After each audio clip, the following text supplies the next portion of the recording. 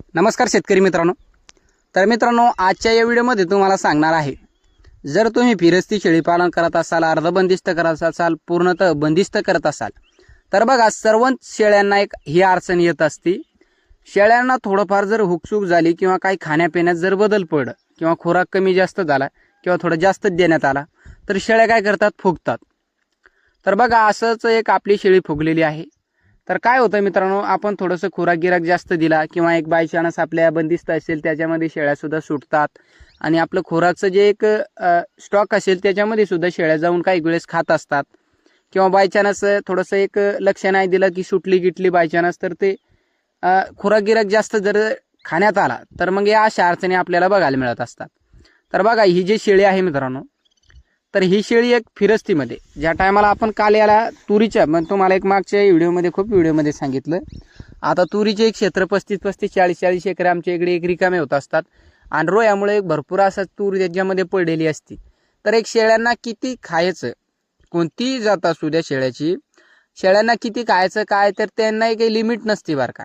खायचं म्हणून खायचं, किती खात असतात आणि त्याच्यानंतर जो परिणाम होतो त्यांना त्याची काळजी नसते। खायचं म्हणजे खायचं, तर एक खातात ते आणि त्याच्यानंतर त्यांच्या एक बेजारी होतात किंवा त्यांच्या जीवावर सुद्धा बेतती कधी कधी किंवा जीव जाण्यास सुद्धा एक अशी वेळ येत असते।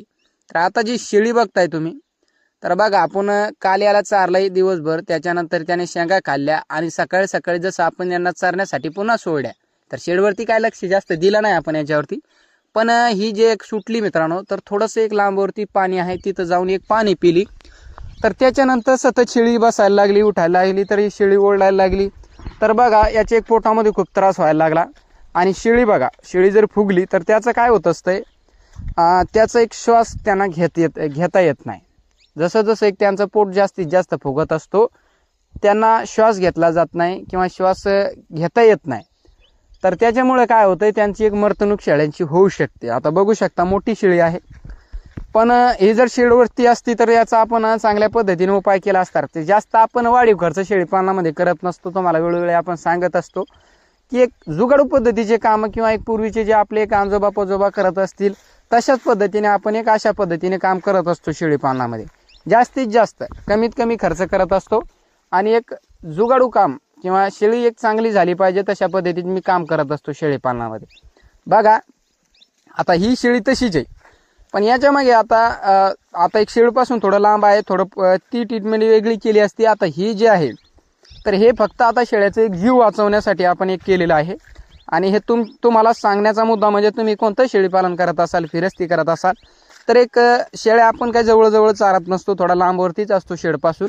तर एक त्या टायमाला आपल्याजवळ काय नसतंय, शेळ्यांना देण्यासाठी काय नसतंय, जे टॉनिक असतील, जे एक पोटफुगी कमी करण्यासाठी जे औषधं असतील, तर ते आपल्याजवळ कमी किंवा नसतात, सोबत घेऊन फिरत नसतंय कोणी। तर अशी जर वेळ आली तर बघा मित्रांनो, आपण ही शेळी जी आहे तर ह्या शेळीला एक काय केलं आपण, एक लिंबाची काडी घेतली। बघा आता कुठेही मिळतं फिरस्तीमध्ये काम करणाऱ्यांना, एक कुठेही मिळत, एक त्यांच्यासाठी एक कुठेही बी उपलब्ध होऊ शकतंय किंवा कुठेही मिळतंय। तर एक फांदी तोडली बघा आणि त्याला एका साईडला आपण एक काडी बांधली, एक हे बांधली, दोरी एक पाहिली इकडे तिकडे थोडीशी तर सापडली। तर एवढं दोन गोष्टी जर सापडल्या तर बेस्ट आहे। तर याच्यामध्ये अडचण काहीच येत नाही, शेळींचा जीव सुद्धा तुमचं एक वाचेल आणि 100% वाचणार।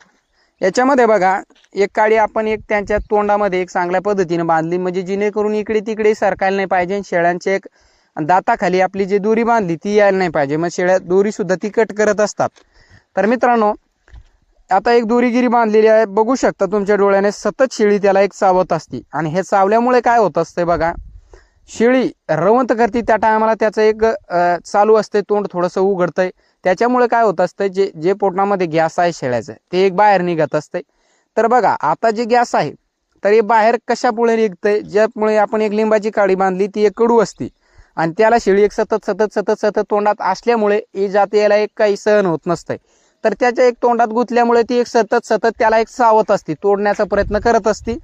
तर ह्या कारणामुळे एक आपल्याला फायदा काय होतो आणि शेळीचं सुद्धा जीव वाचतंय। तर याच्यामुळे एक एक जे तोंड आहे ते सतत उघडत असते ती आणि त्याच्यामुळे पोटामधलं जे गॅस आहे ते तोंडा वाटून एक बाहेर निघत असतंय। तर याच्यामुळे एक शेळ्यांचा जीव जाण्याची एक शक्यता कमीत कमी असते किंवा जात नाही। तर असे आपण जुगाडी काम करत असतो. आता एक शेळी जास्तीत जास्त अर्धा तास घेईल आणि त्याच्यानंतर आपण हे तोंडातून हे काढून टाकणार आणि शेळी आपली दिवसभर पुन्हा तूरच खाणार. तर मित्रांनो, जर तुमच्याजवळ अशी एक तुमच्या शेळ्यांना असं काही झालं असेल, फिरस्तीमध्ये काम करत असाल, तर 100% अर्धा तास जोपर्यंत शेळ्याचं पोट कमी होत नाही तोपर्यंत बांधून ठेवा. दुसरं काही खाऊ देऊ नका, नाही तर शेळीची एक मरण्याची शक्यता जास्त असते किंवा शेळी दगावू शकते. तर ही काळजी घ्या. आणि कसा वाटला व्हिडिओ ते सुद्धा मला कमेंट करून सांगा. आणि जे आपण हे जुगाड केलं आहे ते तुम्हाला आवडलं का, आणि तुमचे जे इतर मित्र कोणी असतील, तरुण मित्र असतील, शेतकरी मित्र असतील जे शेळी पालन करतात, त्यांच्यापर्यंत हा व्हिडिओ पोहोचवा, जेणेकरून त्यांना सुद्धा मदत होईल, त्यांच्यासुद्धा शेळ्याची एक मरतणूक होणार नाही. तर बघा मित्रांनो, आपल्याला एक सहज उपलब्ध होणारी 1-2 गोष्टी आहे. एक दोरी लागते आणि एक लिंबाची काडी. तर कसा वाटला व्हिडिओ कमेंट करून सांगा. भेटूया एक अशाच व्हिडिओसोबत. व्हिडिओ पाहिल्याबद्दल धन्यवाद.